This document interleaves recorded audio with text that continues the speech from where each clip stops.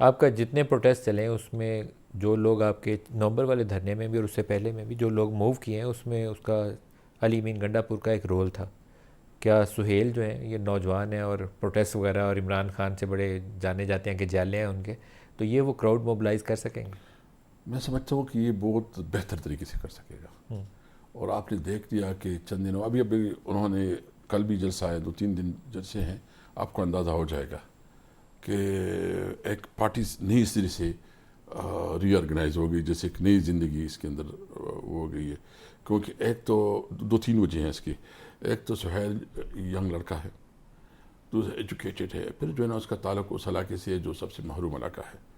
تو اس وجہ سے ہمارے صوبے کے عوام میں ایک نئی جہد پیدا ہو گئی, ایک نئی امید پیدا ہو گئی ہے, اور ہمیں امید ہے کہ انشاءاللہ سہیل جو ہے نا بہتر پرفارم کرے گا. اصل امتحان ہونا ہے جس دن عمران خان نے کہا کہ دوبارہ احتجاج کرو اور اسلام آباد کی طرف آؤ. وہ دن ہو سکتا ہے نومبر کے مہینے میں, آپ کے پارٹی کے کئی لوگ کہہ رہے ہیں کہ نومبر میں ہو سکتا ہے ہم دوبارہ احتجاج لے کر اسلام آباد آئیں. دیکھیے خان صاحب جو کہیں گے تو ڈیفینیٹلی پارٹی اس کو آن کرے گی, اس کو چلائے گی. لیکن اس میں یہ ہے کہ خان صاحب نومبر کی نے تجویز زیر غور ہے؟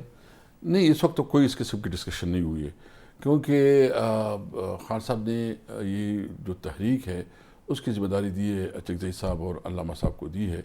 اور ابھی ہم نے آپس میں گزشتہ علامہ ناصر عباس اور علامہ ناصر عباس, تو وہ ہمارے فیصلہ ہوا ہے کہ ہم نے کراچی حیدرآباد میں جلسے کرنے ہیں, اور کوئٹہ میں جلسے کرنے ہیں, ملتان میں کرنے ہیں, مختلف جگہ ہم نے پروپوز جلسے دی ہیں نومبر میں. تو وہ چونکہ پھر ہم نے جو لوکل چپٹرز تھے پنجاب, خیبر پختونخوا, سندھ, ان کو کہا آپس میں کوارڈینیٹ کرو, ایک پراپر ڈیٹ رکھو.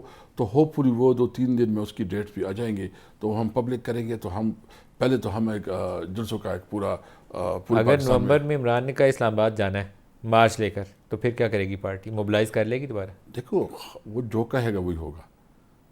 اور لیکن خان صاحب نے یہ, میں پہلے سے کہتا ہوں کہ یہ ذمہ داری اچکزئی صاحب کو دی ہے, تو وہ جو کچھ کرے گا عمران خان تو وہ الائنس کی مشاورت لے گا.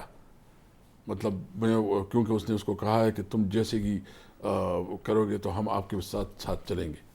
سو عمران خان کی رہائی کے لیے 2 ہی راستے ہیں, بلکہ ایک ہی راستہ ہے. وہ یہ ہے کہ آپ کی کہیں نہ کہیں انڈرسٹینڈنگ ڈیولپ ہو جائے حکومت وقت سے اور اسٹیبلشمنٹ کے ساتھ, اور آپ ایک ٹائم فریم کے اوپر اور طریقہ کار کے اوپر اتفاق رائے کر لیں.